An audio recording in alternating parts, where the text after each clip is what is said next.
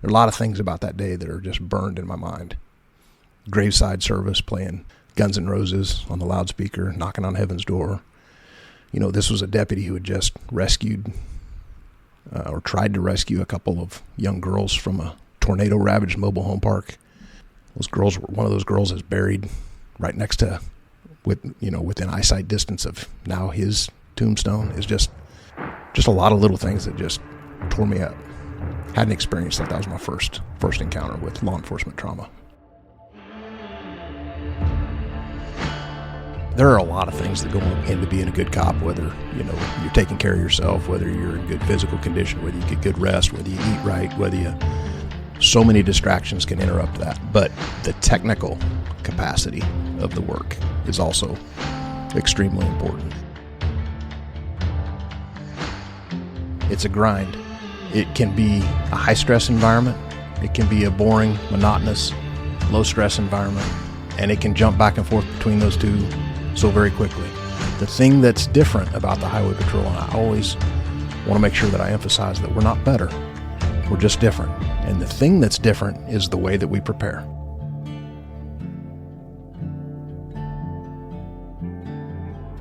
They were an outlet where you could just shut all that off. Son wants to play t-ball. I don't care about a beat assignment. I don't care about the next dope load. I want to go see him play t-ball. I want to watch my little girl try to play soccer, And so, to me, the family was the anecdote.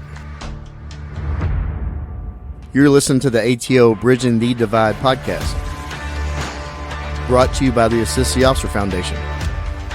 Since 1999, the ATO has given assistance to the first responder community, and now we want to give them a platform to hear their incredible stories. We also want to hear the stories of the many people that support us. Our community is small, but it is strong. We have differences. We don't always agree, and we all make mistakes. But together we can grow, we can heal. And we can learn from those mistakes. And together we can bridge the divide.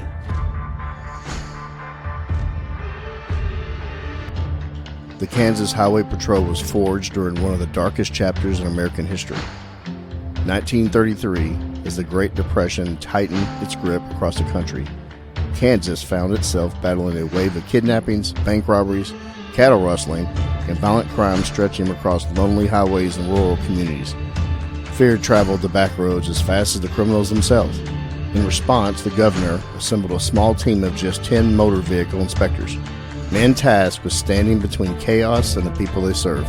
What began as a handful of determined officers patrolling dusty roads soon became something far greater, a symbol of order, courage, and protection during uncertain times. In 1937, the Kansas Highway Patrol was officially established, laying the foundation for generations of troopers who would dedicate their lives to protecting others. From the earliest days of outlaw pursuits and rural patrols to the modern highways of today, the story of the Kansas Highway Patrol was one of grit, sacrifice, and an unwavering commitment to serve when Kansas needed the most. Today we sit down with Erik Smith, Superintendent of the Kansas Highway Patrol, to talk about that legacy, the responsibility of leadership, and the men and women who continue carrying out this mission today. Colonel Erik Smith, thank you for being here with us. Thank you for having me. Welcome to Dallas. Thank you. Great place to be. Yeah, we have a good boss now that you know a little bit about. I agree with that assessment. I want to welcome Sergeant Dan Mosier to the mic. He's back on with us. He's co-hosting it. Good to be here again. And we're going to jump right into this. I read your bio. It's pretty extensive. You've been in a lot of stuff. You got a long law enforcement career, and now you're the superintendent over the Kansas Highway Patrol. But we're going to work up to that. But I want to start at the beginning. Okay. And talk about home life, where you grew up. Well, I've taken kind of a crazy route to get where I am. I was born in Olds, Alberta, Canada, but I was adopted. I was put up for adoption as a brand new infant, and I was adopted by U.S. parents who were going to Bible college in Canada. I was just an infant again, when we returned to the U.S., and I grew up in a small central Kansas town where my dad was pastor of a very, very small, and by small I mean probably less than 35 people in the Congregation Baptist Church.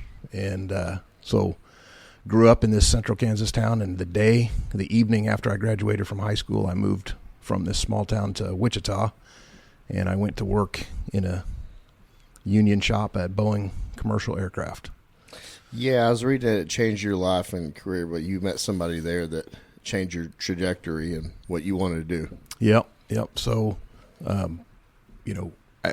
growing up in that small town, it was, well, let me back up a little bit, because like people wonder, why did you get adopted by U.S. parents and how did you end up in the U.S.? So after my dad got back from Vietnam in the late 60s, he decided he wanted to go into the ministry. And he and my mom and my oldest sister went to Bible college in Alberta, Canada. And while they were there, for whatever reason, they thought they couldn't have any more kids. So they looked to adopt, and that's how they found me. Turns out that wasn't true, and they went on to have another 2 kids. So I've got a younger brother and a younger sister as well. But and now they're spread out through Missouri and Oklahoma and Kansas. But so no one in my immediate family, or even my extended family, was in law enforcement. That was just kind of something that was a unique interest to me. Growing up dirt poor, I thought then that was probably rather typical, growing up in a single income family where the mother doesn't work outside the home. But that presented some challenges, right? In this small town, being a pastor of a church with a 35-member congregation, that doesn't pay the bills. No. And so my dad had to work 2 other jobs on top of that. He worked as a custodian in the high school, and then he worked as an overnight watchman in a boys' home. So he was gone a lot, and he was working hard to make ends meet, and that wasn't easy to make ends meet. So being gone and being broke, that family dynamic was tense. And it wasn't just tense because he was gone and we were broke. That brought a whole nother aspect of stereotype, right? When all the kids you go to school with know that you're getting free lunch at school, when all the parents of the kids that you go to school with see you shopping at the grocery store with food stamps, it drove me to get out. I wanted to do something different, and I wanted to do something more. And that's not casting aspersions or judgment on my family dynamic. It just provided the spark to get out and do more. It provided motivation to get out of that. Yep. So when I got out of high school and had the opportunity to move to Wichita, I didn't have money to go to college. And so I thought, well, here's what I'm going to do. I'm going to stay out 1 year. I'm going to work, and I'm going to save money, and that's how I'll go to college. So I went to this job training program for sheet metal mechanic, and got out of that class with a certificate and got hired right away at Boeing. And at first I was stoked, right? This is a union job. It was paying probably 3 times the minimum wage. Big company name. Yeah. Big company. Like, I'm 18 years old, and I thought, I'm out and I've made it. And living at home made that money even feel bigger. And so that was exhilarating at first. But man, it didn't take but just a few weeks, and that work sucked. Not because it was hard. It wasn't hard work. It wasn't difficult manual labor, but it was monotonous and it was boring. And I wasn't wired like that. So coincidentally, a few months into that job, their contract was up and the union went on strike. And I'm like, man, what am I doing? Why am I being loyal? And so you mentioned kind of a fortuitous chance encounter. They're on strike. I still want to get paid, so I'm picking up some shifts at a gas station. Still a full service station back in the day, and so people drive in over the hose, rings the bell. I go out and I wash windows. I fuel up the car. I check oil. Make small talk. That's right. And so there was a police department sergeant who would come rolling through that gas station several times a day, and we became acquainted. And he just chatted me up, and he knew that I was interested in law enforcement, and he knew that I wasn't 21, but, you know, just being a good guy and looking out for the community and caring about young kids.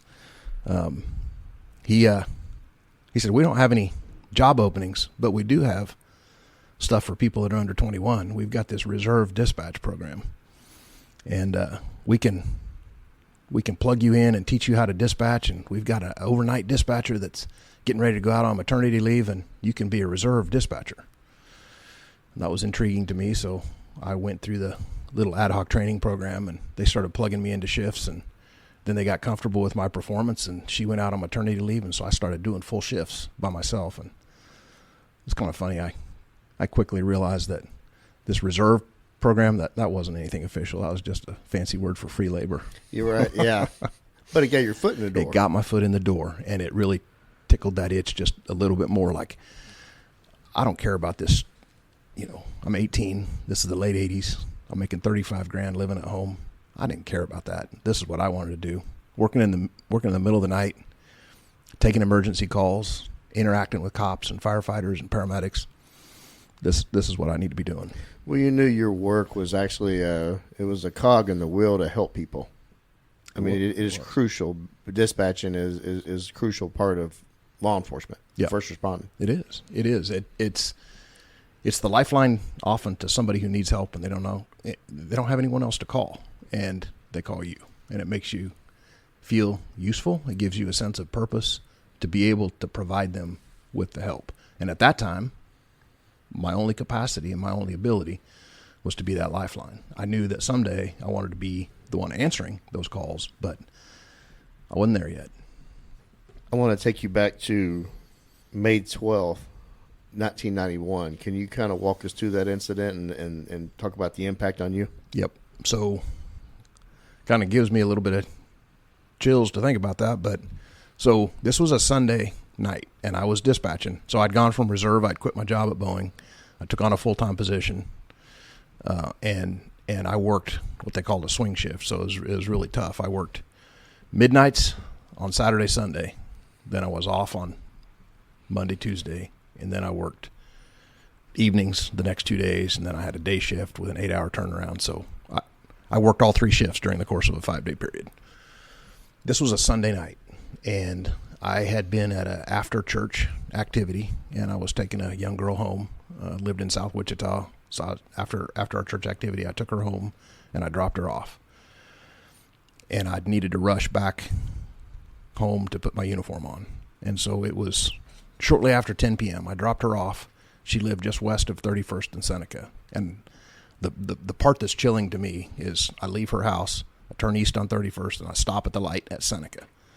On my left is an Albertsons grocery store. That doesn't mean anything for about another 30 minutes. I go home, change my clothes, get into my uniform, and I go to the police station, and it's chaos at the police station. What happened? Well, there's a deputy, and he worked down in the south end of the county, so he had often come in. He worked the evening shift, and he had often come in towards the end of his shift at shift change, and so I would see him.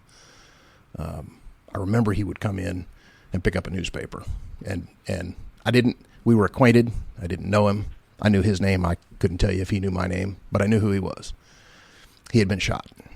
It was shift change, and he was headed to the squad room. He was done with his shift, and he pulled up next to a van, and he recognized the passenger as somebody who was wanted on a parole violation. He was an absconder. So he pulled the car over. They pulled into the Albertsons parking lot. He engaged the passenger. He was getting him out of the vehicle. When he got him out of the vehicle, the passenger pulled a .357 revolver. They had a little bit of struggle, and during the struggle, the gun went off, and it shot the deputy in the upper femur, like pelvic groin area. He went to the ground, drew his service pistol. The agency had just transitioned from revolvers to Glocks. Chris had forgot to chamber around when he seated his mag before the shift, and the gun went click. And the guy who had shot him and thought the fight was over was turning around to go get in his van when he heard the gun go click. And he comes back and puts a bullet in his forehead, just executes him right there in the parking lot of that Albertsons grocery store that I was just sitting at the light at. 20, 30 minutes earlier. So, like for me, there were a lot of connections, right? I was just there at that parking lot. I knew who this guy was. It represented an assault on law enforcement. It made me pause for a minute and reconsider what I was doing in this field. But it also was my first opportunity to go to a police funeral. And, man, that tore me up that day, going to that funeral. I remember there are a lot of things about that day that are just burned in my mind. Graveside service, playing Guns N' Roses on the loudspeaker, knocking on heaven's door. You know, this was a deputy who had just rescued or tried to rescue a couple of young girls from a tornado-ravaged mobile home park. One of those girls is buried right next to, within eyesight distance of now his tombstone. Is just a lot of little things that just tore me up. Hadn't experienced that. That was my first encounter with law enforcement trauma. Yeah, and it also it shows how fragile everything is, and especially when it comes to this profession. Yep. And how it could turn on a dime. Yep. I was also struck by just the magnitude of the ceremony, the pomp and the powerful. circumstance. Yeah. Just on one hand, there was this inhumane execution, and then on the other hand, there's this massive ceremonial response. Just that dichotomy of that struck me. And an outpouring of support. Yes. Yep. Yeah, I always say after a funeral, I say, they're our law enforcement funerals are awe-inspiring. They're amazing. And if there's never occasion for another one, I'll be immensely happy the rest of my life. 100%. Definitely wasn't the case for you and law enforcement funerals. No. That was the beginning. And I could actually say, I could tell this happened in 91. Here we're in 2026, and I could see it still. Yep. So can you tell us about Sedgwick County? So, yeah, the department that this guy worked for, Sedgwick County Sheriff's Office, is where I ended up going to work. It was my dream job, little poor kid riding a bicycle, playing chips with my sister, and now here I am. I could simultaneously, like I talked about earlier, I could help those people in trouble, whether that trouble was big or small, didn't matter. I could be creative, and but then at the same time, the other intriguing and thing that drew me was you could put bad guys in jail. So you can help people, you can put bad guys in jail, and I felt useful, I felt needed, and I thought that it contributed to the welfare of the community, and I thought it was important work. So, and I didn't care what I did. Right. Early on, I worked midnights, and in that scenario, I kind of gravitated towards DUI enforcement, and they were a dime a dozen. You get two or three a night if you paid attention. If you wanted to grind, they were everywhere, and they were deadly. And I felt challenged by the fact that while it seemed like simple traffic work, you had to get really good at it if you wanted to defeat some of those big-time lawyers that would drag you into court in the middle of your night, in daytime, right. and they would just grind you up and spit you out, and a drunk could go free. So to me, figuring out how to overcome that and how to do cases the right way, there was a defense attorney there that he was the king of DUI defense, and I thought when I got to the point where I could beat him and he would plead, I was on to something there. So there is an art to that. There is an art to testifying, preparing a case, and testifying. Not preparing a case to get somebody in jail, but to prepare a case to prosecute them. Yep. That's what the end goal should be. Yep. And going against a great defense attorney, I know what that feels like, and it is very rewarding when you can you match wits. It is playing chess, and and you're hoping they're playing checkers. Right. Yeah, you got to see where they're trying to go before they do it. What was it? Ken Penrod always said, "Don't prepare a case for trial, prepare it for appeal." Too. You got to think seven steps beyond where you are tonight. You think I can get this person in jail. Well, that's good advice. That's not the point. It is very good advice. But yeah, it is. Some of these defense attorneys, and I know you've gone against a lot of good drug defense attorneys, Yep. and some of those guys are pretty slick, and a lot of it, they have very shiny smoke and mirrors, Yep. and that they use, but you got to counter it, and Yep. you have to do the documentation. The night of the arrest is one of the most crucial things you can do to help you a year or two down the road when you're going to court. It's probably the foundation of good law enforcement. It's not. There are a lot of things that go into being a good cop, whether you're taking care of yourself, whether you're in good physical condition, whether you get good rest, whether you eat right, whether you so many distractions can interrupt that. But the technical capacity of the work is also extremely important. And so I moved on. I got off the midnight shift. I had the opportunity to go to an evening shift, and that kind of worked a little bit better for my family life with my young kids at home and my wife's work schedule. So then when I went to the evening shift, I kind of gravitated towards criminal interdiction, working on the highways in the daylight out in the western part of the county where, US 54 was a major thoroughfare coming from El Paso right through Wichita. And we had good opportunities to sit and watch and observe traffic behavior. And the key to interdiction is just volume of stops. Stop everybody for everything. Mm-hmm. Doesn't mean you got to cite them, but stop everybody for everything and engage everyone, and you'll come across dope and criminal activity. So I gravitated towards that on the evening shift. What kind of drug trends were you seeing up there in Kansas? So the things that were being smuggled was marijuana and cocaine, and that was, but it was also kind of the advent of the homegrown meth lab, the country cooks, the 3,2 meth, where the precursor chemicals that are available in a gas station, the pseudoephedrine pills, and then you go to the country to the co-op and you steal a gallon of anhydrous ammonia and you go do the cook in the trunk of your car in some farmer's barn before it blows up, and you get this crappy, nasty chemical powder or shards of junk, and then crush it up and you smoke it in a pipe, and that was a scourge for a while. Were y'all seeing much heroin come through there? No. Okay. We were not. It is interesting how that different parts of the country have different epidemics. Yep.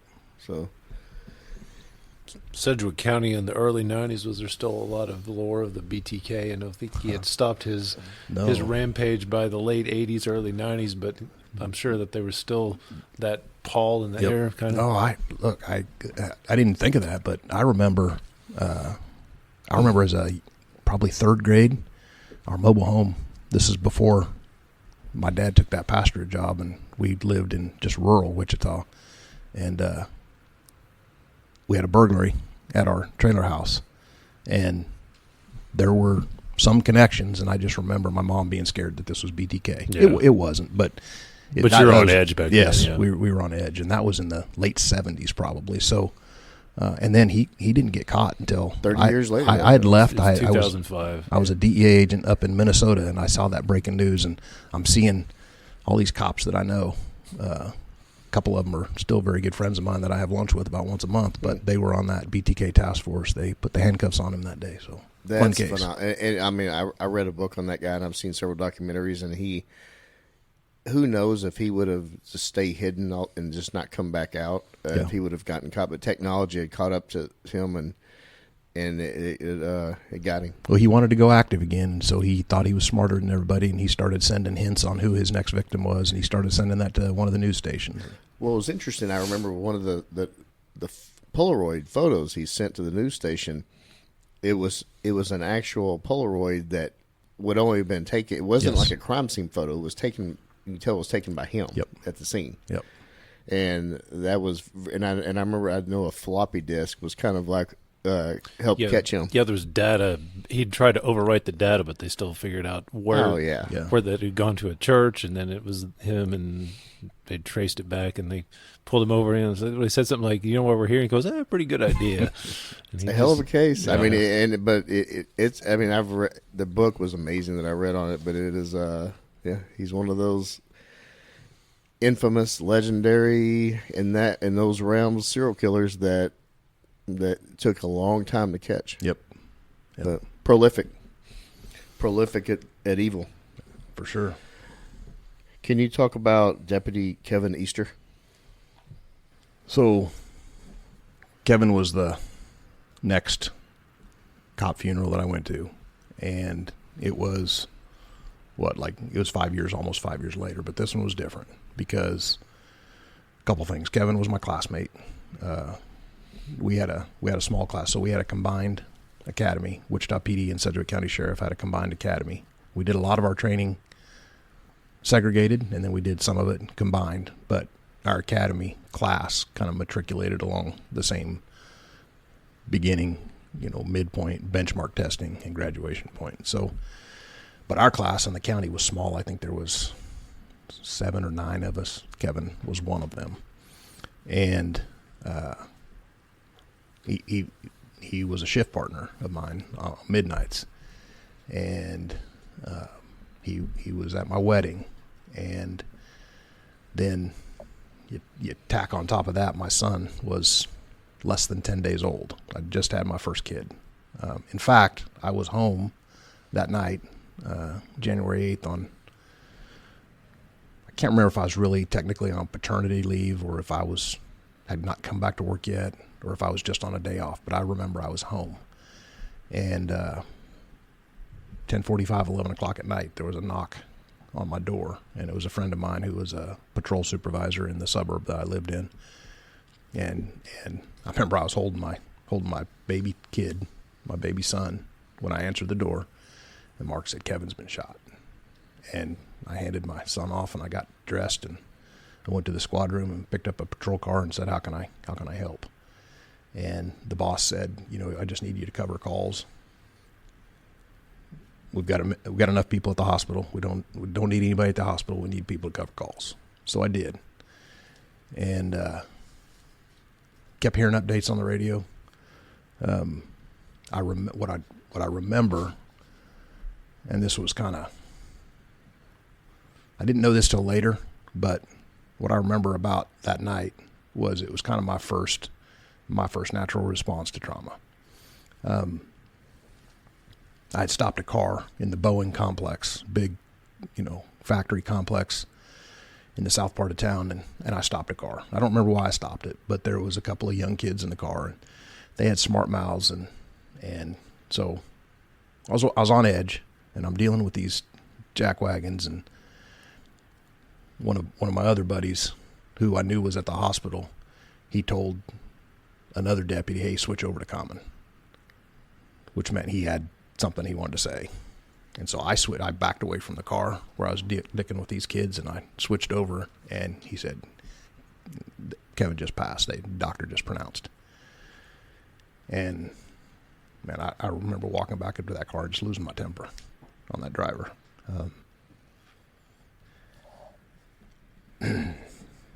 The anger just boiled over, Similar response a few days later at the funeral. I couldn't bring myself to walk by the casket. But then we went from the church to the graveside service, and we had the graveside service, and I remember walking away, and seeing some of my other shift partners, and my response was, it was terrible. But collectively, I think what we all wanted to do was just get out of here, go back on the street, and let's mess with somebody. I think what I wanted at the time was revenge. Wildly misplaced, right? The violator was in jail, but somehow I felt like it's these people out there. And to me, that was a turning point. This is us versus them. Of course. And the public needed to pay somehow. So fortunately for me, the very next day, a news crew wanted to come out and ride. And my supervisor thought, you're active. You knew this guy. Let's send this news crew out with you.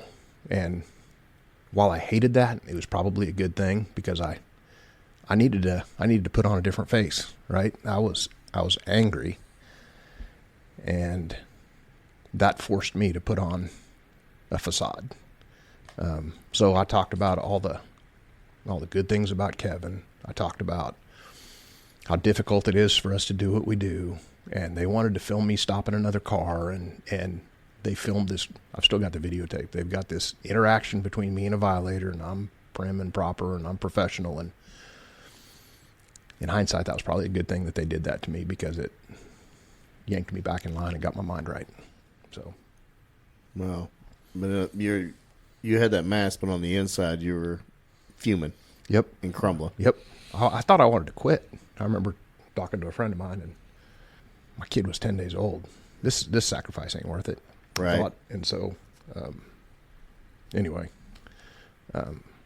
but again, and the culture at the time was, all right, it's over. Let's move on. Let's go back to work. So that's what I did. It's like a soldier mentality. Yep. You pack it away and move on to the next incident, the next mission, the next trauma. Well, even the way they treated you that night, this is your buddy, your classmate, and hey, what can I do? Where you really need to be is down there with the family, and they say, well, go shag calls. It's kind of like it's over. You need to go on to the next thing.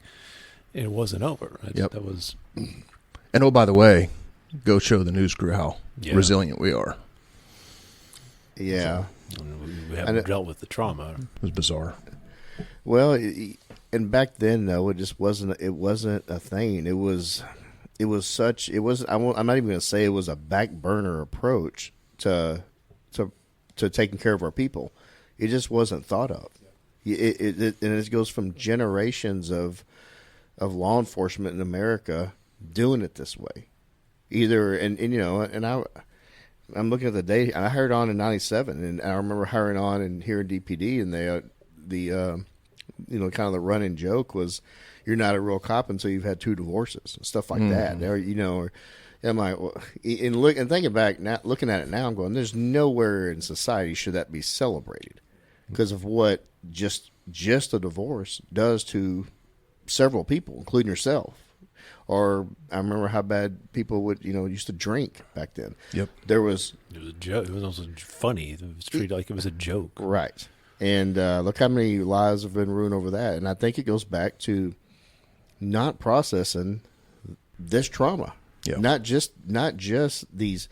You're talking about losing a friend and losing people you know and respect, and just the symbol of this profession. Losing somebody that wears the badge like you. That is one thing. But that doesn't even count all the daily grind of dealing with other people's grief and violence. Sure. And we've come a long way, and thankfully, but we got a lot more work to do. We do. At least we recognize where the progress needs to be made. Yes, sir. Well, you just talked about January 8th, 1996.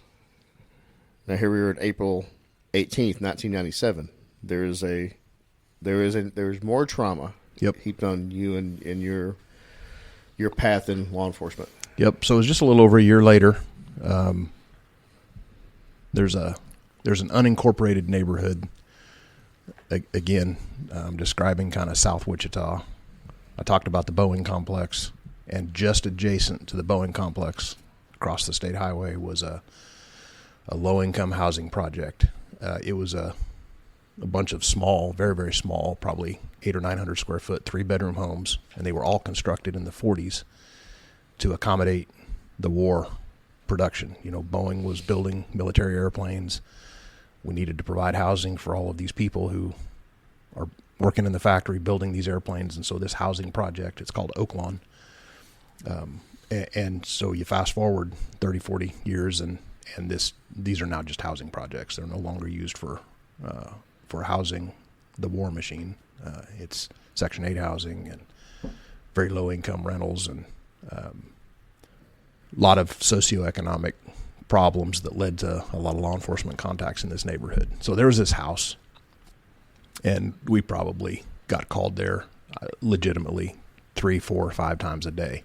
First shift would have a couple calls. Second shift might have a call. Third shift would certainly have a call or two. It was just a repeat frequent flyer.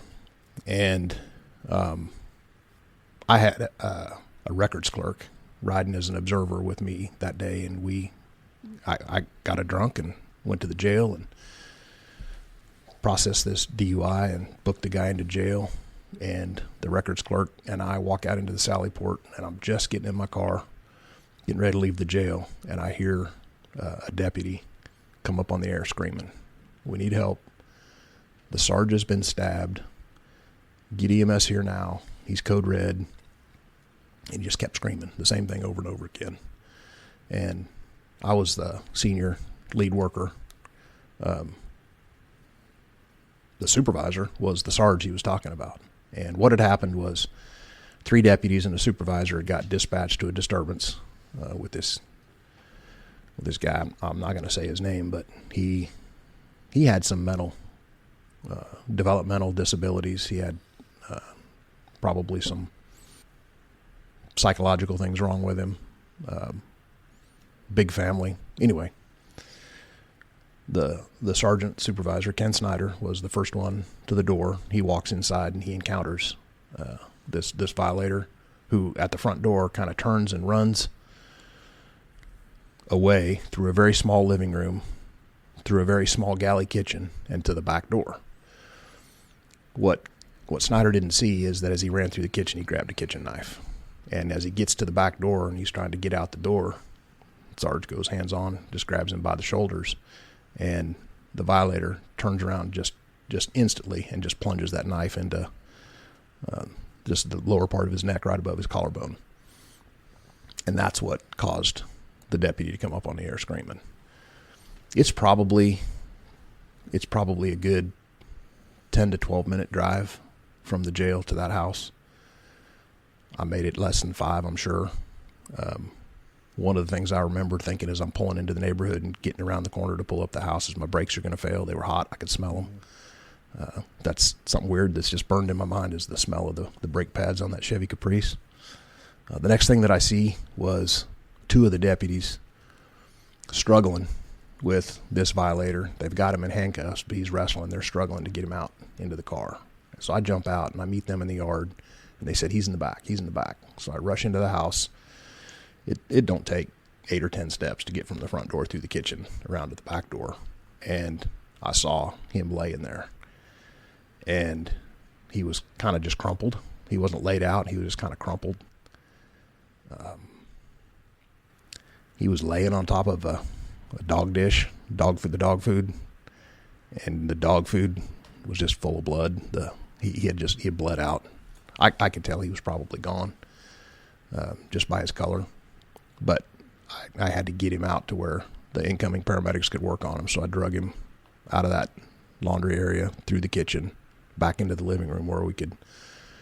And just as I'm getting him laid out and spread out to start life-saving measures on him, the paramedics are walking in, and they immediately take over. And so I step aside to try to secure the scene and make sure the rest of the family members are out of the house. And so they transported him. It didn't take very long for them to pronounce him once they got him to the hospital. But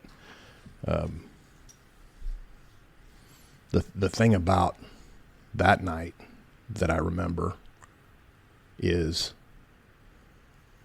I ended up working a double into the rest of the night, just trying to cover down on everything that needed handled, being one of the lead workers. And 6 o'clock the next morning, when I'm finally relieved and ready to go home, I hear this. There's a country radio station, KFDI, in Wichita, and they do the best news coverage. They do breaking news coverage. They have reporters come to every scene. It must be like little scanner junkies, but man, they report on everything, and they do a good job, and they usually get it right. And I'm dead tired driving home when I hear KFDI talk about a Sedgwick County Sheriff's deputy who was killed in Oaklawn this morning. And I knew, like, my father-in-law is a farmer a couple counties away, and that's what they do. They get up early and they go check on the cows, and they go to coffee, and they listen to KFDI. And I thought, man, they're going to be worried. So I got a hold of my wife and said, just call them and give them the heads up that it's not me. I'm okay. So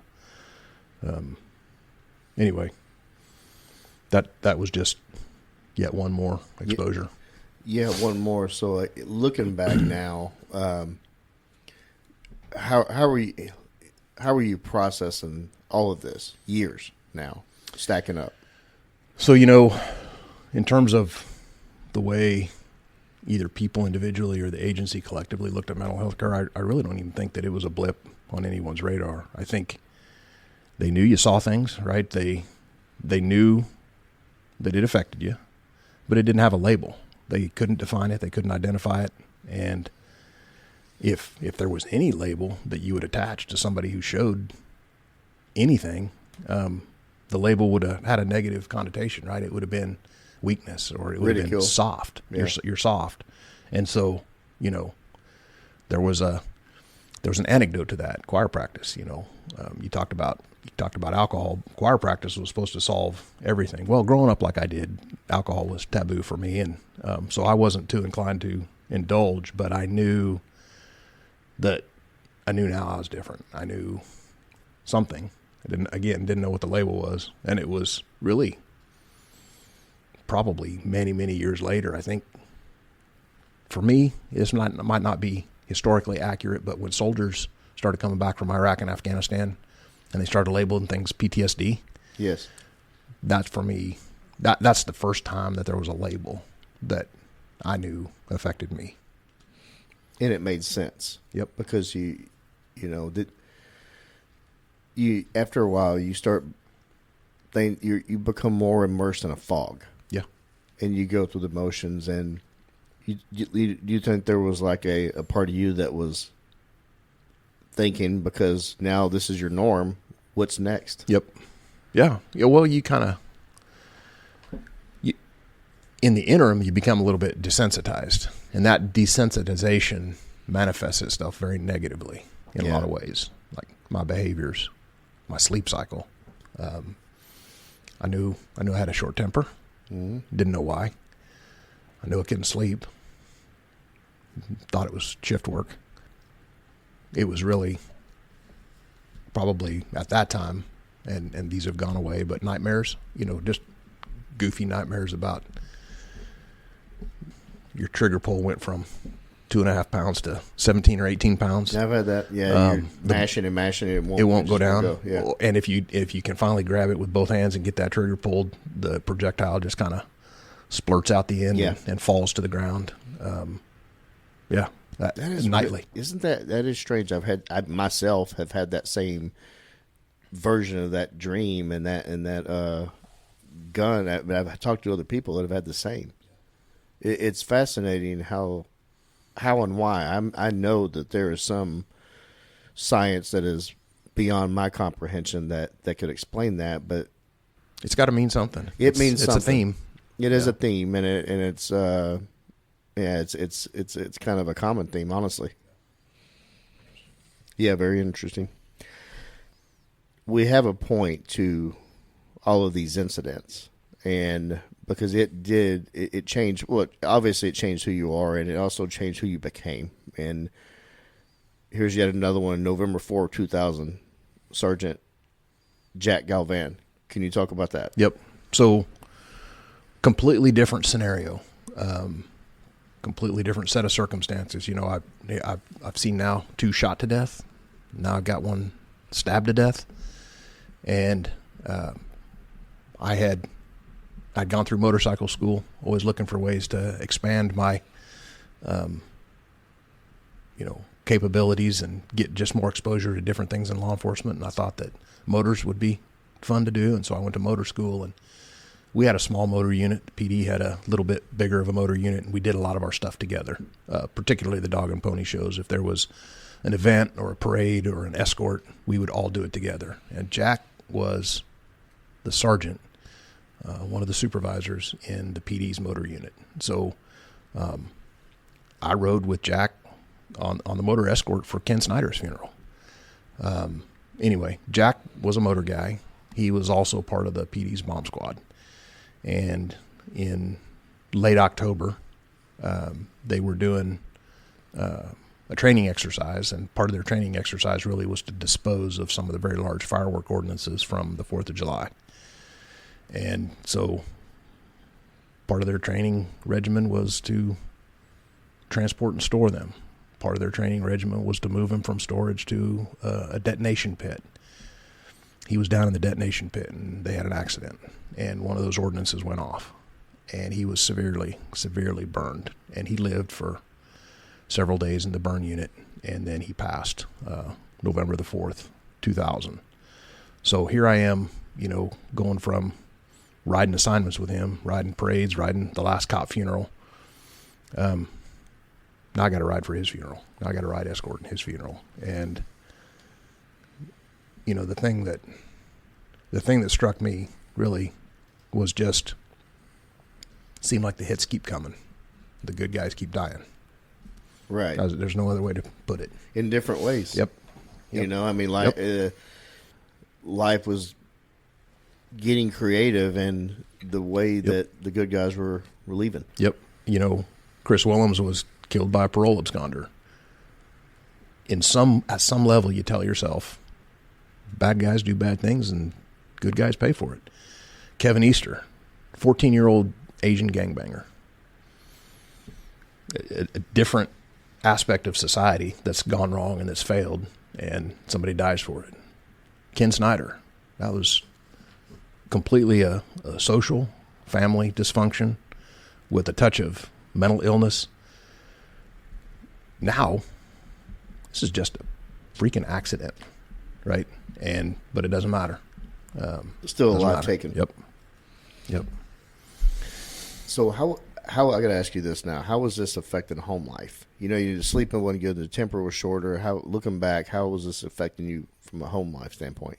You know, that's probably a better question for my wife, because I know she noticed.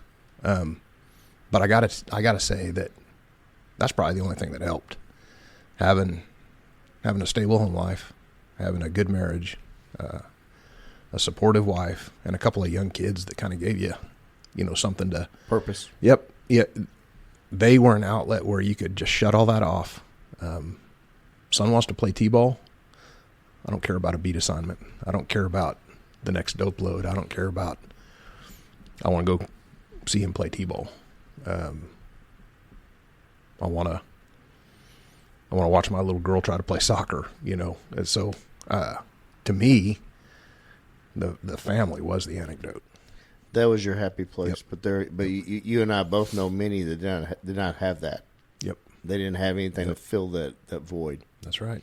And that's when you see the alcoholism. That's when you see the risky behavior. Yep. And that's when you see not only the professional life crumbling, but the personal life crumbling. Yep. That's why for me, relational wellness is one of the priority pillars of the Kansas Highway Patrol's wellness program, is because that's just another stressor that if you can solidify it and you can grow it and make that flourish, it actually has the polar opposite effect, right? Because a bad family life is just going to be another stressor, another distractor, something else to add to the flames, fan the flames, and burn you down faster. Or if you grow it and it's healthy, it becomes your outlet. It's got healing power. No, because the family, in theory, some people, you know, that they don't go home as much. Yep. But in theory, they're the people that you go home to after carrying all of this grief and violence and trauma, and they're usually affected the most. Well, they are. They're the ones who are on the receiving end of my temper, or being withdrawn and being distant, or my wife always, she still to this day, why are you so crabby? Because I'm not crabby. My face is just built that way. You know, just, they see it. It's written all over your face, and you don't even have to say anything, and they know that the tensions are high. Yeah, well, they're the ones that spend the most amount of time with you, and they're the ones that, we all wear masks. We're doing this job, and we all have to grin angrily through a fake smile, dealing with some of the people that we have to deal with and some of the situations we deal with, and we have to behave a certain way. We can't go. It's easier to go off on outside of the work, right? It's because, you know, and you know, with my family, that they know me, that they love me, they care about me, and they're going to accept my bad days more than a news camera or a body cam footage of me going off. Yep. It's completely unfair, but you feel a little bit more latitude to act a certain way at home, right, wrong, or indifferent. Well, it's straight up wrong, but you feel a little bit more comfort and a little bit more latitude to act out in that way than you do around your peers at work or that you do in public, whether you're at church or at a ball game or whatever. So they see the worst for sure. Absolutely. Erik, so 2002, you made a big move. You've kind of walked us through a lot of violence and trauma and grief, and you already had an interest and a knack for the drug world, because everybody, any law enforcement officer, whether they like to dabble in that type of work or go after the dopers or not, there is usually a nexus to most crime when it comes to the drug trade. And in 2002, you had a big move and you took your talents to the DEA. I did. Big move. Thought for sure that that's what I wanted for several years. In fact, I was in a 3-year hiring process. It took me a long time to go through the process. At the time, there was a hiring freeze, and then maybe they just thought that I was lower on the competitive list, maybe. And then I found out in January of 2002, I got a call from the DEA recruiter in the St. Louis division, and he said, "Hey, my name's Phil Jacobs, and I'm your new recruiter, and I found your file in Rick Bauer's desk." Rick Bauer had committed suicide, and that's one of the reasons why that file languished in his desk for some time. Another interesting twist. Yeah. A guy had some health problems, a chronic diagnosis, and was in a lot of pain, and decided to leave. So didn't know it, but that impacted my trajectory as well. So anyway, after 3 years and really a lot of nothing, thinking I was getting the Heisman from DEA, Phil Jacobs called and said, "Your eligibility for your job application is coming to an end this summer. You're going to expire. Do you want in? You still want in, or you want to let it go?" I said, I think I want in. Now, by this time, I had finished a 2-year assignment as a DEA Task Force. I'd now promoted to a supervisor. I'd been back out on the road. I'd been brought into the courthouse and was supervising an investigations unit. A lot of things had changed. I was number one on the lieutenant's list. I was probably one of the next to get promoted again.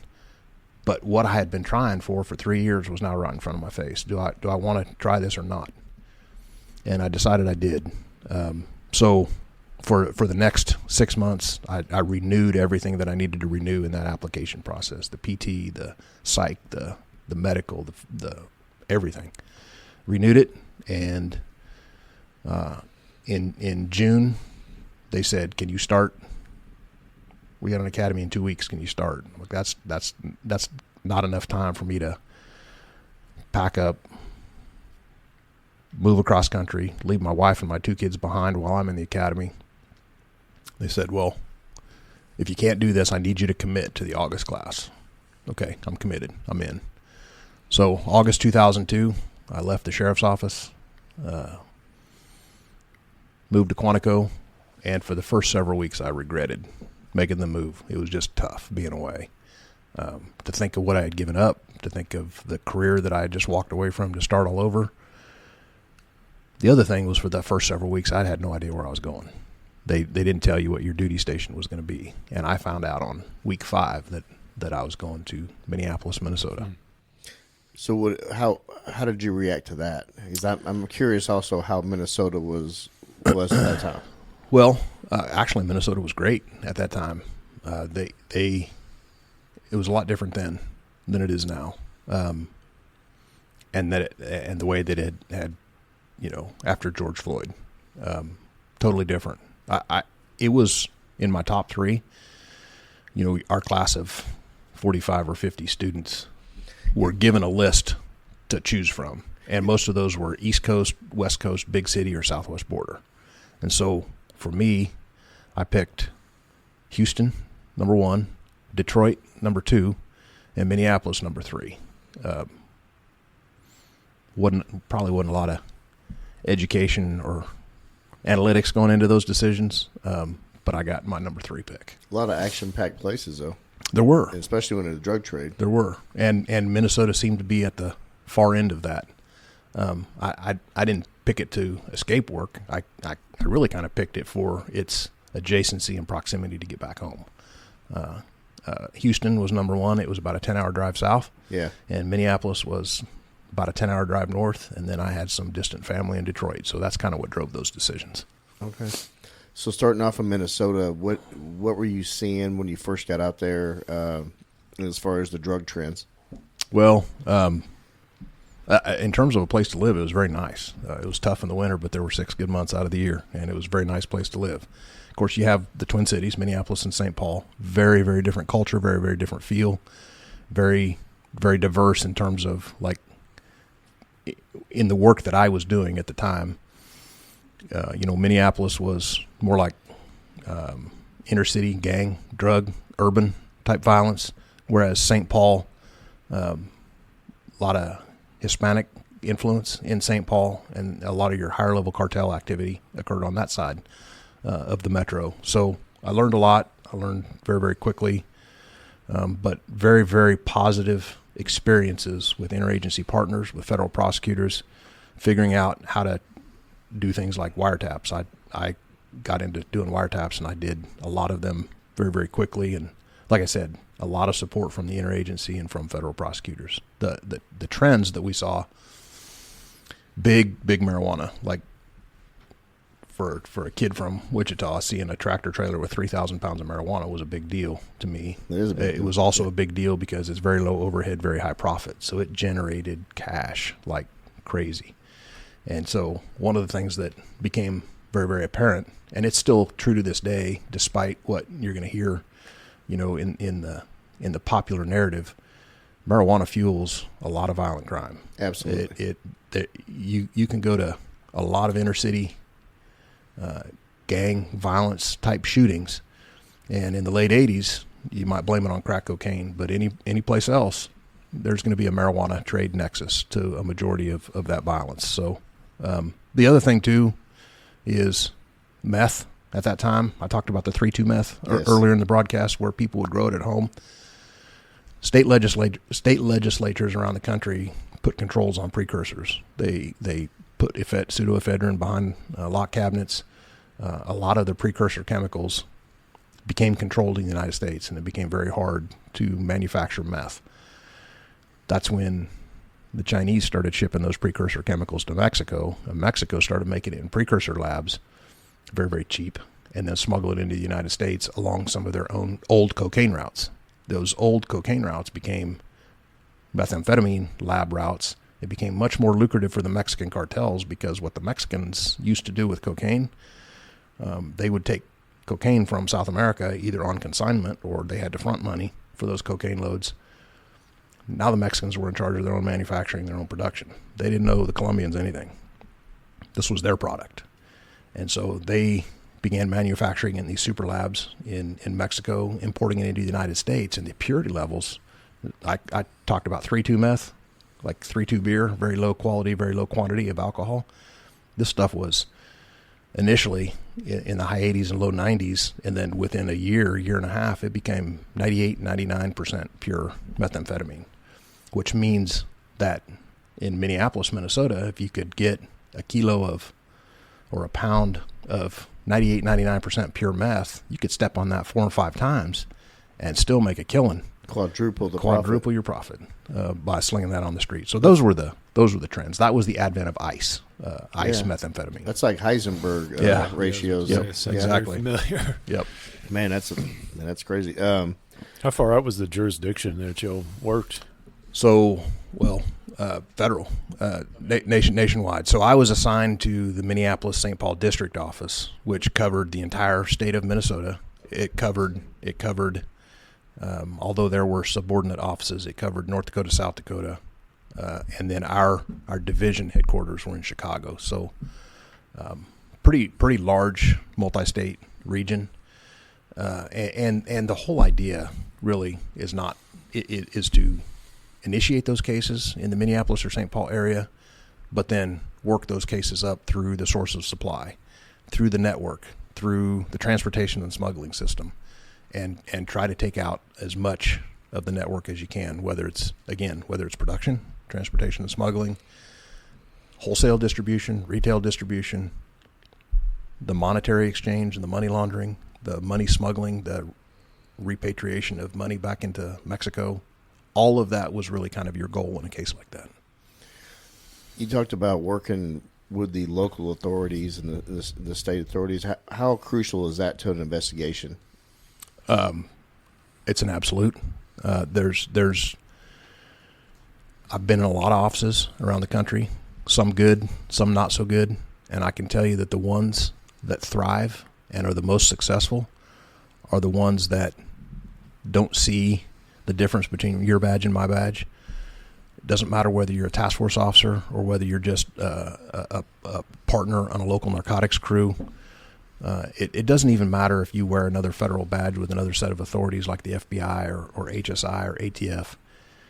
If you can just keep a couple things in mind. Number one, drive in your lane and do it well. Also, you're not better. You're just different. You come from a different set of backgrounds and trainings and experiences, but we all want the same thing. And you got to be a good teammate. If you can't be humble and be a good teammate and just say, this is what I have to offer, and I'm going to do it at the highest level, everything else is going to fall into place. At the line level, you can't be worried about who's taking credit for what stat, who's taking credit for what seizure, who's processing what bundle of cash for equitable sharing. That bosses can work that out and figure that out. Just do the job, bring all you've got, do it at the highest level. And that's what gets lost when partnerships break down and certain three-letter agencies think that they're all that, and you got to do it our way or no way. Never works. Yeah, and we all want obtain the same goal in the mission, complete the mission. Yep. But you get egos, factored in there that kind of can devolve any relationship. That was something that was. I think it helped me later on in my career. In fact, it still helps me to this day. But having been a TFO and thinking from my perspective that TFOs work harder than the feds, now I'm a Fed, and I don't want the TFOs to outwork me. I was aware that there was this viewpoint that they did most of the work for half of the pay, and now I didn't want to be viewed as by my new TFO partners in Minnesota. And now I'm the Fed. I wasn't going to be outworked. So it was very important for me to bring that same work ethic and that same drive to the federal side of things. Now that I'm done and now that I'm back in the state system, there would easily be a tendency for your chiefs and your sheriffs to say, well, you're from the state. Just like they always used to say, you're a Fed. All talk, no walk. You got a big hat, you got a pretty uniform and a pretty car, but where are you when I need you? It's very important to be cognizant of, we're not better, we're just different. And you better be the first one there. You better work all day, and you better be the last one gone. Your work ethic, it sounds pretty incredible. Looking back at your father and his work ethic, do you think that had a huge impact on how you approach work? 100%. He did what needed to be done. Didn't know what the definition of a sick day was. Ain't nobody got time for that, right? Because you're not going to eat if you're not going to work. And for me, I wasn't worried about eating. I just didn't want to be out hustled. I didn't want to be outworked. That's your reputation, right? That's your name. That's your brand. And if you're cutting corners and slipping out early, and if you say you're going to do something, or if you say, okay, I'm from the DEA and I'm here to help, what does that mean? If you say that you are going to support cases financially, if you say you're going to support it with manpower, if you say you're going to work the overnight shift on surveillance, if you say that you're going to do the weekends in the wire room, do it. Be willing to be there right alongside with your partners, because otherwise you're not a good teammate. Reputations are so important in just life and just this profession, because your reputation should walk in the door before you walk in. And a bad reputation is really hard to shake. Yep. And it's I've said this before on the show, that your reputation isn't what you think of yourself. It's what the majority of people that have worked with you, what they've taken away from that experience. That's right. It's crucial. And young officers out there, young agents, you walk in the door, you're immediately building your reputation, and it will matter later on down the road. Can you talk about some of the movements within DEA that you did? Yep. So I was in Minneapolis for almost 6 years, and I had the opportunity to take a voluntary transfer, meaning the government didn't pay for my move. I found a vacancy back in Wichita.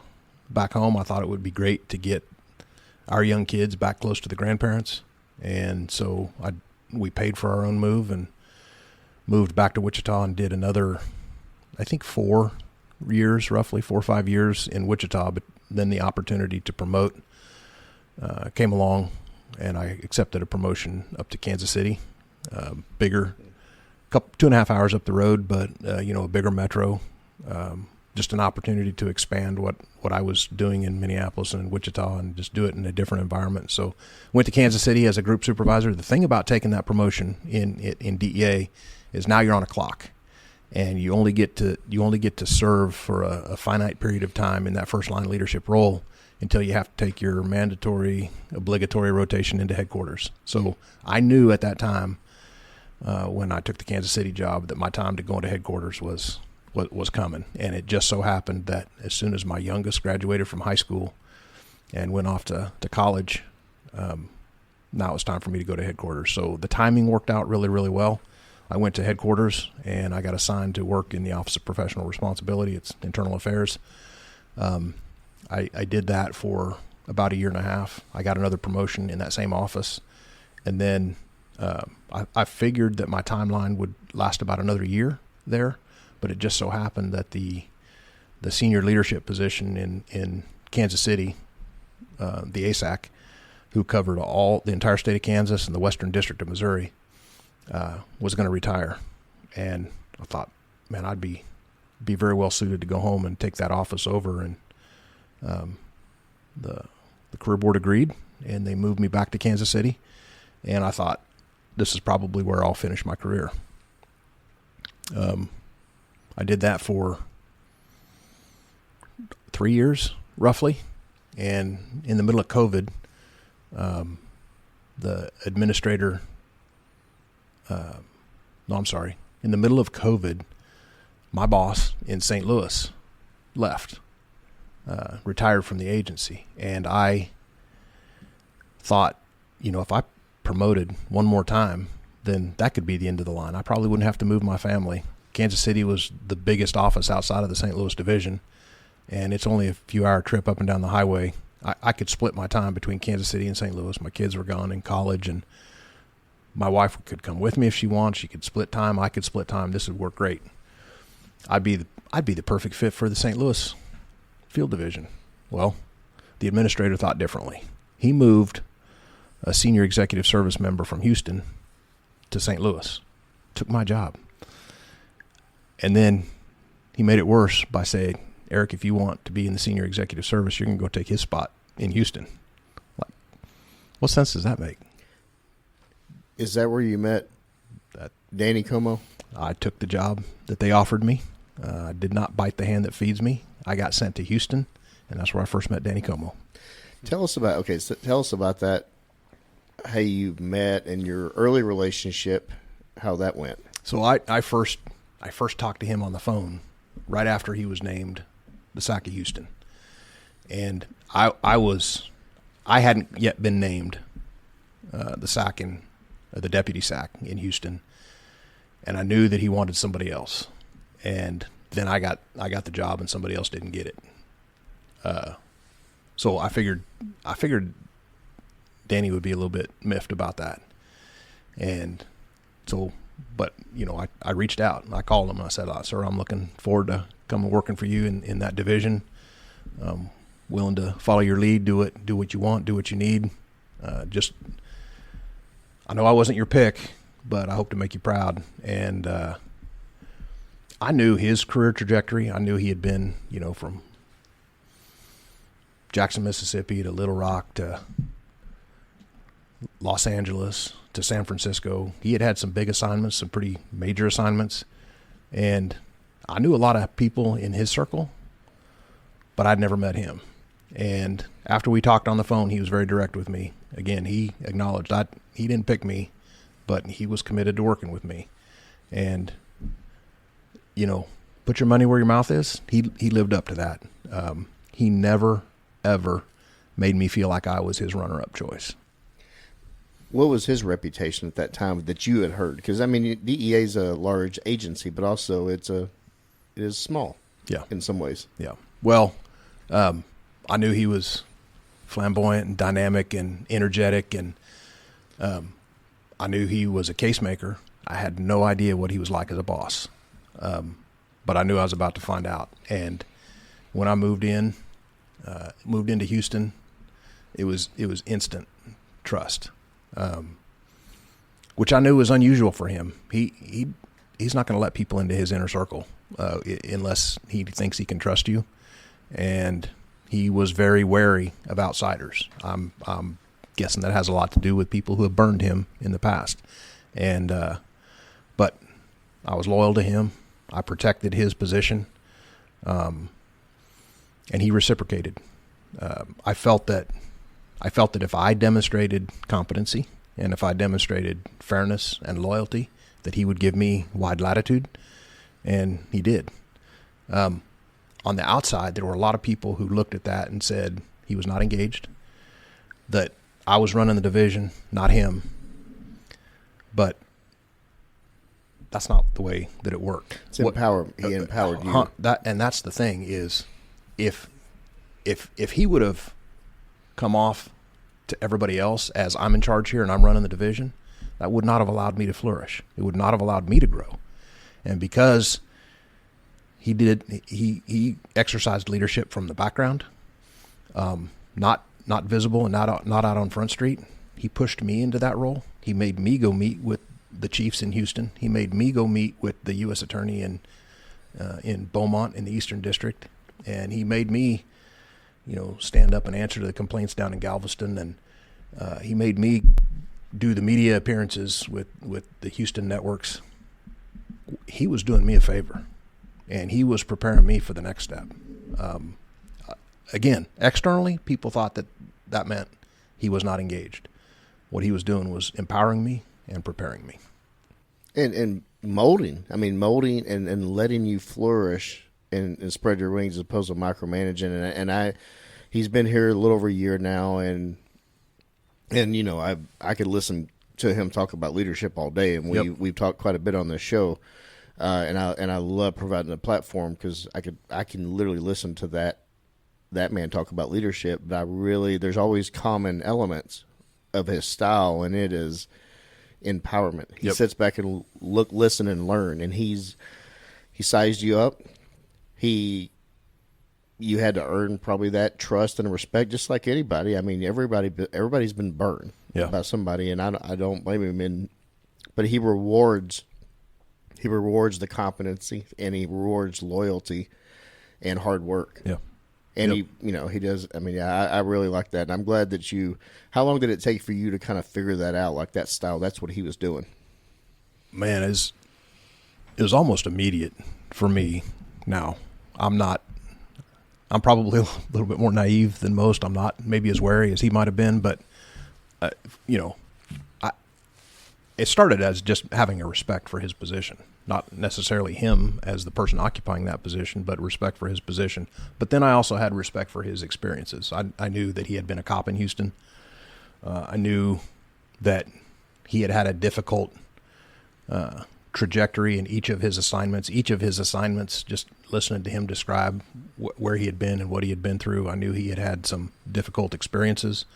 But then I also saw that he had an approach to networking, and that he placed value on being able to just leverage things like meeting with other people and talking with other people and hearing other people's perspectives, whether he agreed with them or not, whether they were inside DEA or outside DEA. And so he just had a different approach, right? He kind of hovered at 30,000 feet, and he he monitored me, he monitored our people, he monitored our attitudes, he monitored our work product, and he would pull levers and he would make connections and move chess pieces, as I like to say. He liked to play chess, not checkers. And at the same time, on the other end of that, I was a grinder.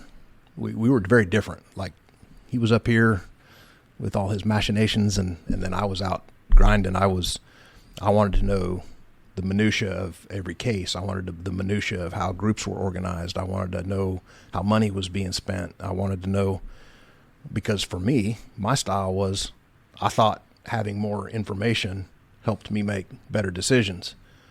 And I studied and I prepared and I organized.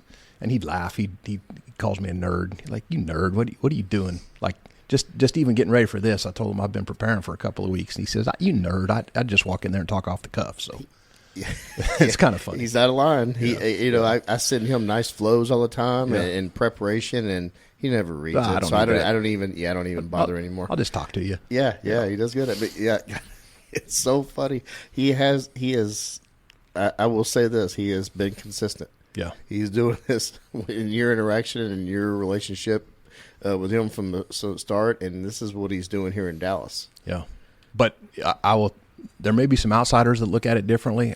I'm betting that the majority of the folks on the inside of the police department, if they stopped, if they've not thought about it before, but they listen to this, I would almost guarantee that what I describe and what I experienced, you guys will experience it. You guys will see it.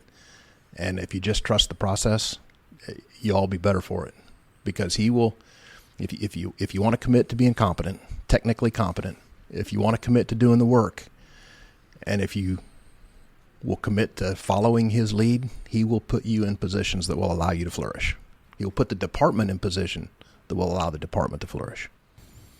Yeah, we've seen that. I mean, Dan here is his sergeant. He Comeaux sent his mole down here to listen in on this. I'm just kidding. But he is a sergeant. But yeah, it's funny. He literally texted me and said, "How's it going?" And right when his ears must have been burning, because he literally just texted, "How's it going?" and says, "Going good." He's actually talking about you. But no, I don't know. It's what you're describing is everything. It is everything we've already seen in a small little window of, and he's. I think it sounds like he's had a recipe that served him well for many years. Yep. And why change it? I will say from a chief standpoint for this city, I've worked for 7 of our 31 police chiefs in our history. He has made connections with the community that unlike any other chief that I've seen so far as support. Dallas is a big city. Dallas has a lot of wealth. I believe our city is great, not necessarily because of the city government. I believe it's great because of all of the philanthropists that are in the city that want to come out and help the first responder community. Because, there's other parts of the country that is not that way. Dallas is, and he has made the connections with the end goal is to make our department better and let the community have a stake in that. Well, I think you'll see success in his recipe. I'm excited. I'm excited to see where this goes. Good. 2023. You retired in what rank? I did. So I retired as an assistant administrator. I was the chief inspector. There were 4 or 5 principals that worked for the administrator and the deputy administrator, the chief of operations, the chief inspector, the chief of intelligence, so on and so forth. So I was one of those 5 principals in the inspection division. In 2022, there were kind of 3 distinct life changes that I thought, they seemed to align perfectly, that told me that it was time to find the next chapter. It was August of 2022. I hit my eligibility to retire. That's a big deal. I hit my KMA date. And that same month, my daughter got married. And so I flew back from D.C. to Kansas City for the wedding. And the day before the wedding, we're sitting there, and my son and his wife pull out their sonogram pics. And, man, it was just like, I'm eligible. both my kids are married, and I got a grandbaby on the way. And my wife said, that baby's due in March. I better be back in Kansas City by March. And so I knew I had about 6 months to plan my exit strategy. That 6 months went fast. It came much quicker than I thought it would. But, the baby was due in early March, and my lease on my apartment out there was up at the end of February. So either I renew my lease and she doesn't go back, or I let my lease go and she goes back by herself, and how's this going to work? And so we just took the plunge. We let our lease expire. We packed up everything and we moved it back to Kansas City. But I still worked for headquarters. So for the next 4 months, beginning in early March, I'd get up on Monday morning early and I'd catch a flight to DC, and I'd stay in an apartment out there until late Thursday, and I'd fly back and I'd work from home on Friday. And I did that every week for the next 4 months. And I looked at a lot of private sector stuff. Man, I hope none of it come through, because I just couldn't get excited about running security for John Deere or, doing internal compliance investigations for Wells Fargo, but I also knew that the superintendent of the Kansas Highway Patrol had announced his retirement, and he was going to be leaving in June. And I wanted that job. Why did you want that job? What was so appealing? So you rewind 30-some years. When I had applied for the police department and the sheriff's department, I also applied for the highway patrol. And they said, no, you don't have enough life experience. You're too young. You're too green. We got too many other options. We're going a different direction. So I got my Dear John letter from the highway patrol. You fast forward through my career at the sheriff's department, and everything I did in some form or fashion had a nexus to the patrol. I talked about DUI enforcement. Yeah. The highway patrol is responsible for certifying all of the intoxilizers in the state and teaching the use of the intoxilizer to all law enforcement in the state. So I was familiar with the patrol there. I went through crash reconstruction with the patrol.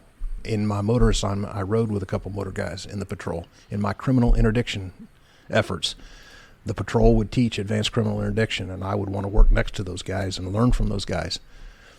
You go several years later, when I was the ASAC in Kansas City, and we were trying to put together a transportation and smuggling task force group. It was the troopers in Kansas who were knocking out interdiction on I-70. And so I worked with the superintendent of the highway patrol then to form a HIDA initiative that was comprised, we would fund it, and they would provide all the manpower for it. And so I knew the patrol. I knew how they operated. I also knew that, just from some of my friends within the patrol and some of our task force officers that worked over there from the patrol, I knew a lot about the culture and the dynamic within the patrol. And so when their superintendent announced his retirement, that's where I wanted to transition to. The problem is I didn't know anybody in the governor's office. That's a cabinet position appointed by the governor. I've been a lifelong member of the opposite party of the governor, and I didn't know how that was going to work out. But I was able to make a connection with her chief of staff, was able to kind of give my vision and my style and talk about my career. She called me back and interviewed me, and literally within the first conversation with the chief of staff until the time that I had a job offer in my hands, it was about 2 weeks. And so in late May of 2023, I knew I was going to have the job. I told the DEA in June that I was retiring at the end of June, and June 30th was my last day, and I took off the 4th of July, and I started at the Highway Patrol on the 6th of July, so had less than a week off. You were appointed as a superintendent. I was. I want you to describe, I did a little, in your intro, which you have not heard yet, is a little history lesson in the Kansas Highway Patrol. It was formed in 1937. Can you talk about the size of that agency? Sure. So we're 880 authorized positions. It's up to the superintendent to determine how many of those are sworn and how many of those are non-sworn. When I took over, there were 525 sworn positions. We've rebalanced that to 550 sworn positions, and then the remainder are professional staff, support staff, non-sworn positions. We are divided up geographically into 8 host troops. Host troops are, your bread and butter road warriors, the road troopers. There are 7 distinct regional offices plus the Kansas Turnpike Authority. So those are the 8. Then there's another 15 troops, specialty troops, your motor carrier troops and your traffic safety and professional standards and fleet operations and your SRT guys and your canine and helicopter and all the aircraft services, the Governor's Protection Detail, the Capitol Police. So 23 troop commands in the state of Kansas, 7 bureau commands, and then an assistant superintendent and me. How proud are you to take over this organization? Oh, it was like never in my wildest dreams, but the fact that it happened, so thankful. I'm blessed. I'm proud to have a part in the history of the organization. I'm committed to doing everything that I can do in the short amount of time that I have to leave a lasting impact. My assistant superintendent, when we graduate a class twice a year, one of his messages to the recruits is, you've got a long time here, but you're going to look back and it's not going to seem like it's a long time. Every day, you've got to figure out how to make this pace better when you leave than today. The day that you got here, you want it to be better when you leave. And that resonates with me. I know appointments come and go. Governors come and go. We've got an election coming this fall. I may or may not get reappointed. And so I may have the rest of this calendar year to leave an impact. I may have another term after that to make an impact. It doesn't really matter. That's the nature of the business. If I'm gone in January of 2027, I want the Highway Patrol to be better than it was in July of 2023. With that being said, I want to give you the opportunity to give a sales pitch to anybody that might be looking to join your great organization. What would you tell them as a superintendent, as leader of this large organization? What would you tell them out there that may be on the fence about applying with y'all? Well, I would say, first of all, that if you're committed to public service, this is a good place to consider. If you're committed to law enforcement being your brand of public service, look no further. But I would also say it's not for everyone, because it's not easy. It's a grind. It can be a high-stress environment. It can be a boring, monotonous, low-stress environment. And it can jump back and forth between those two so very quickly. The thing that's different about the Highway Patrol, and I always want to make sure that I emphasize that we're not better. We're just different. And the thing that's different is the way that we prepare. You have to be exposed to high-stress situations. And that's what our academy is like. The academy is not easy. A lot of people come to our academy with no law enforcement experience at all, and they say, wow, this isn't what I thought it was going to be. It's not for me. There's a lot of people that come to our academy from other law enforcement agencies, and they're already certified cops. They've been through an academy, and they say, nah, this is not what I thought. This is not for me. That's fine. But if you're looking for something that isn't easy, but instead it's meaningful, but that also provides you opportunities for growth, opportunities to do things that you'll not have in some of these other departments, if you're looking to be challenged, if you're looking to be treated with value and with fairness. My niece spoke at a graduation here in Southwest Missouri not too long ago, and she said something in that speech that resonated with me. It's not essentially what she said was that your value is really rooted in who you belong to.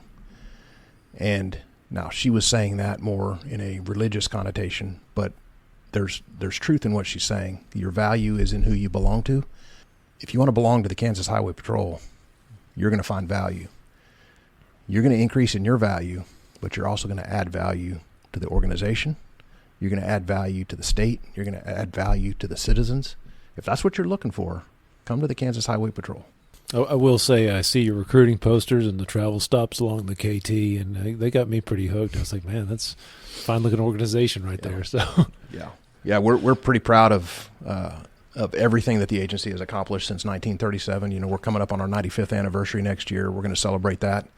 A lot of men and women who have come before us They've sacrificed a lot to get the agency in the posture that it is. I take that seriously. You don't want to squander that. Don't want to tarnish any of that. And, 95 years from now, I want people to look back and say, this was a pivot point. This was where a new era of doing things kind of originated, and I think it'll make people proud.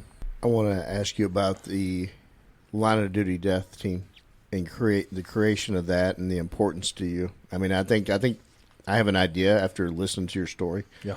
But can you talk about that unit and why you created it? So here's another example, just an ironic example of somebody kind of testing you to see what you're all about, to see if you can put your money where your mouth is.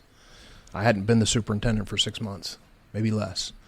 And the executive director of the Kansas Sheriff's Association, very powerful organization in law enforcement, but also in politics.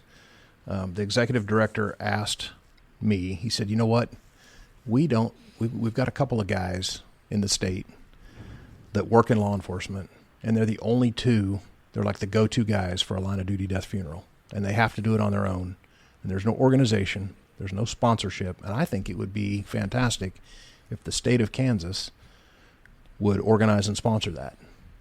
And I think it would even be more important if the Kansas Highway Patrol did that. Would you do that? And I said, yeah, I agree. That's important. It shouldn't fall on two guys to be the go-to. It shouldn't. These ceremonial honors that we talked about when you see a cop funeral, the big cities shouldn't have the corner on that. It shouldn't just be the big cities and the big counties that get that recognition and get that ceremony. We need to standardize this across the state. I agreed with him. So the first thing that I did was, I actually saw a chief out in Colorado speak at an IACP conference in San Diego about line of duty death protocols. And so I contacted this chief, and he put me in touch with the Colorado Fallen Heroes Foundation. And it's some Denver area cops, Colorado State Patrol troopers, some retirees, and I invited them to come to Wichita and put on a one-day session talking about what your foundation and what your organization looks like, how they function, and how can we take what these two guys do on an ad hoc basis and what you guys have done and kind of grow the way you have grown. So in January of 2025, we hosted the Colorado Fallen Heroes Foundation. They came to Wichita. They put on this one-day program, and we initiated training shortly thereafter to kind of model their program. June 2025, I host a training session up in the Kansas City area for our organization. It was fledgling. We have an org chart that kind of breaks down all of the different aspects of a line of duty death funeral, from like who is your agency liaison, who is your peer support liaison, who is your venue liaison, who's your traffic control liaison, who's your benefits man. Like, we've got it broken down into an org chart. Now we've got to staff that. We've got to find volunteers from each of the associations. Like, this isn't a highway patrol operation. We're just sponsoring it, we're organizing it, and we're gonna push it out to the state. But we can't do it alone. So this training session in June, we had identified people to kind of fill all of those top line leadership positions, and then start finding their staff of volunteers. Who's gonna do honor guard? Who's gonna do flyovers? Who in the state do we have with a horse patrol? And they're gonna organize their resources. So in the event we need to get called together, I'm telling you what, that training session in Kansas City was June. I want to say June 17th, 2025. 11 days later, we had a line of duty death. And the sheriff that was sitting next to me that was agreeing to be the agency liaison for any sheriff, hey, Scott, got a sheriff's deputy in northwest Kansas killed in the line of duty. And he was an hour away, and he spent the next week and a half on the ground. We didn't know what we were doing. We were winging it, but now it's live. And I will tell you, so that was like June, I want to say the 28th, give or take a day, 2025. And over the next 90 days, we had 4. And 2 of those were in the Kansas City metro area. A lot of support, big agencies, a lot of resources. Our team didn't get used a great deal, but the other two were in northwest Kansas, rural communities, rocked everyone's world. The reason why we do what we do is because in Phillipsburg, Kansas, population less than 1,000, we had funerals, had no capacity for. We put on a funeral service that was comparable to any major metro. In fact, we had cops from New York City in Phillipsburg, Kansas, giving this deputy what he deserved, because now we had resources to support small rural Kansas. That's what the executive director asked for. That's what we were able to produce. And you talk about taking all of your many experiences in this, going back to that first police funeral, how it made you feel, and you in that power, the representation, and the respect that you want to give that officer and that family. And now in 2025, you took a lot of your own experiences of what you've gone through, and you made something. You know, we're all planting trees that we won't see the shade of. Yep. You're putting things in place that could be, because sadly there will be other line of duty deaths. This is for them. This is for their families. Yep. And it's crucial. It is. And there's an analogy here to be made too. It's what I learned, why this is important. What I learned about grief is that, and again, this goes back to some DEA and some KHP analogies that I've already made in this program. But what I learned about grief is that it's the same lesson that I learned about being a reliable partner. You got to show up. You got to do what you say you're going to do. You've got to stay until it's finished. And you have to do it every time, regardless of how hard it is, because the foundation for processing grief is trust, right? And you can't build trust if you don't do the hard stuff first. I really would like to offline get with you on this, what you've created, take a look at it for our department. I think that we sadly we've had a lot of loss and grief here in this city, but we could always do things better. And I would really like to see what y'all got going, because it sounds pretty incredible. Be happy to share it. One of the other things that we're pretty proud of, doing the work and finding people to do the work. While it's not easy, it's probably the easy part. How do you financially support that? There's no department that's going to write the check for everything. It's not fair to the agencies. It's not fair to the taxpayers. But there are foundations that stand behind these. We needed a foundation to stand behind this and financially support this. Well, there was already a foundation that existed, and it was to create and maintain the law enforcement memorial, the state one that's on the grounds of the State House. And they had been in existence for a couple of decades, and they had amassed a lot of money, and they'd put a lot of investment into this fabulous memorial on State House grounds. But they had kind of reached the end of their useful life cycle. Like, now what? Well, it just so happened that now we have a mission. And so we approached the Memorial Foundation and asked them if they would adopt our cause as one of their charter missions as well. So they amended their bylaws. They adopted our cause into their charter. They formed an LLC. They've been raising money. It's in less than 60 days. They've got close to $100,000 raised to support this line of duty death and funeral assistance team when they have to deploy. There are automatic approved delegated spending authority guidelines that are in place that say, if you got to go, take care of this. So relatively new. It's in its infancy. It's growing, but there's so much support when you can gather the resources and organize the resources. There's so many people that want to support what our men and women are doing, and in the unfortunate circumstance when they have to pay the ultimate price, we want to be there for them, and we're building that. That is how you lay a foundation. Yeah. Speaking of foundation, I do want to give the opportunity. We're getting close to the sunset of this episode, but I want to give you the opportunity to talk about your rock. your family. Yep. Be married 32 years this year. Kind of a humorous way that we met. I was walking out of church one Sunday morning with my girlfriend when I looked off to my left and I saw my wife. So made a decision to move on from the relationship that I was in. I was in the academy at the time. I was gonna be sheriff's deputy very soon. And our first date was probably within 10 days of my academy graduation. Been together ever since. So she has, obviously, as I've talked about already, she has sacrificed a lot to support me. She's sacrificed a lot to move around the country with me.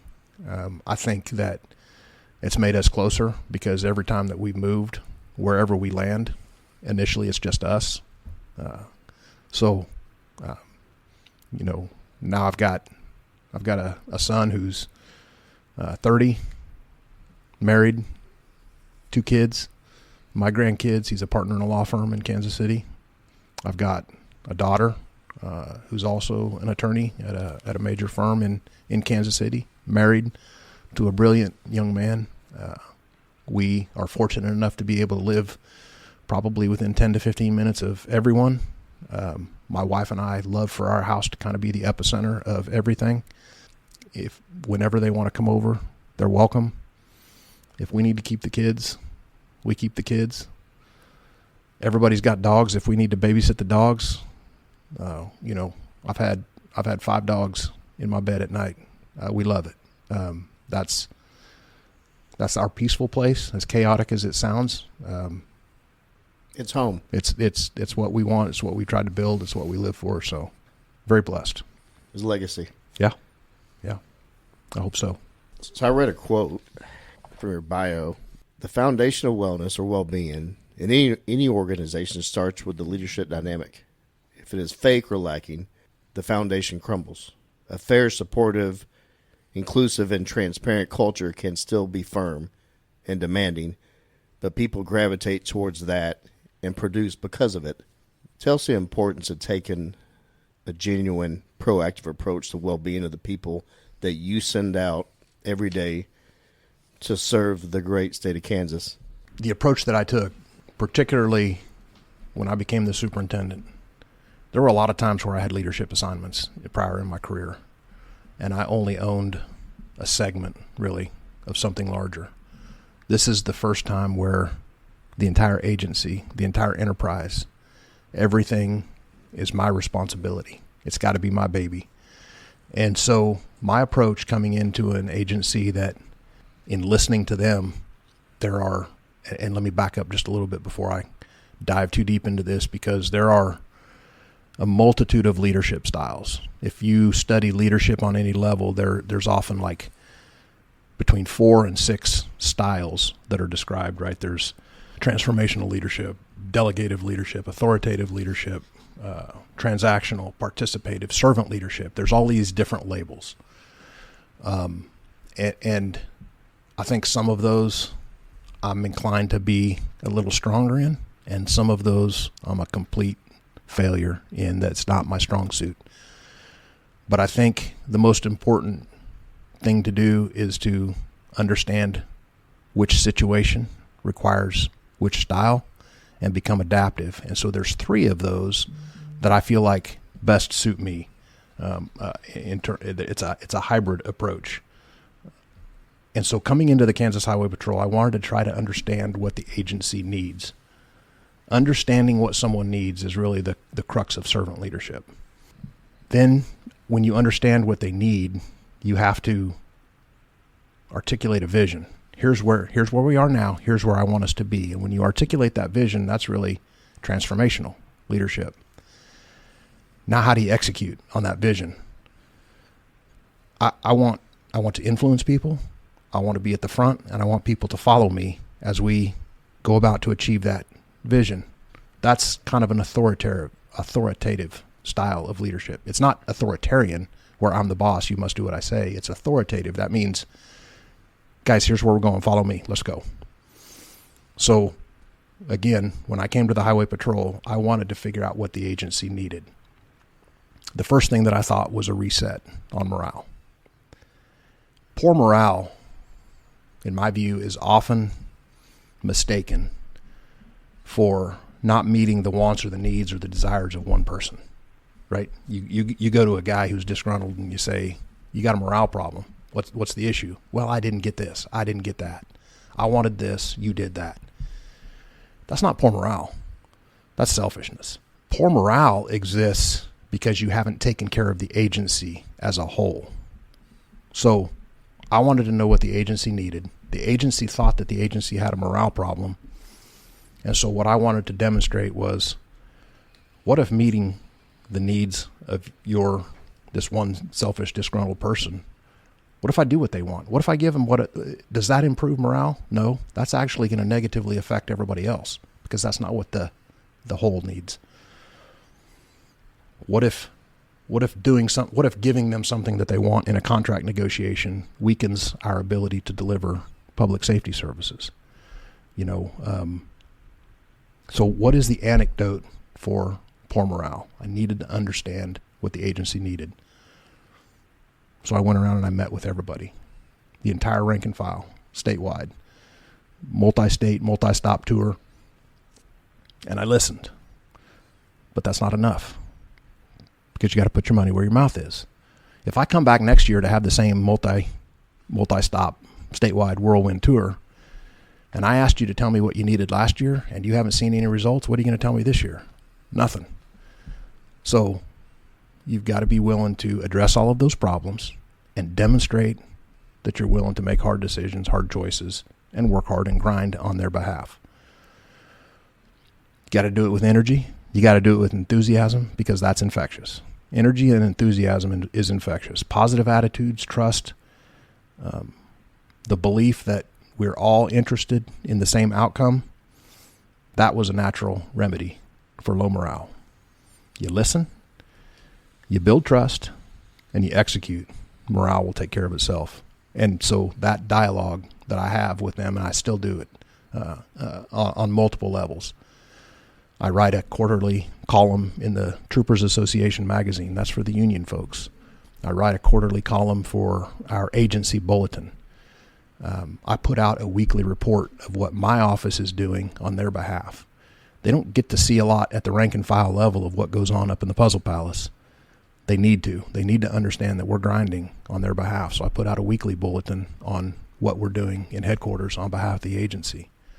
I still go annually and meet with all of the rank and file at the troop level. I follow those up with meetings, private meetings with the first and second line supervisors. Twice a year, we have a captain's roundtable, so all of the captains can get on the same page as the majors and the bureau commanders. We have a weekly executive staff meeting every Tuesday morning, and by Tuesday afternoon, the minutes and the notes are posted on a Teams channel for all the troop commanders. Transparency builds trust, but so does executing. You got to be competent, but you got to execute. That builds trust, and that solves morale problems. That dialogue is productive. We've routinely disagreed on a lot of issues, but when we disagree from a place where we're not attacking others or questioning each other's motives, I think everybody has an understanding that at the end of the day, the decision is mine. It's my responsibility. If I've got to roll it back, dial it back, if I've got to undo a decision because it was the wrong one, everybody knows I'll do it. Not too proud to fail, not afraid to make mistakes. But again, all of that builds trust, and that improves morale. So I feel like my approach is to always be productive. I've got a saying that I know annoys people. It's foot on the gas. Why put off till tomorrow what you can do today? I know I wear people out with that, but I want to be proactive. And the other thing too, as we close and talk about the legacy of the agency, my last boss at DEA right before I retired, the deputy administrator, he used to have a saying. He would encourage people to just polish the badge. Polish the badge.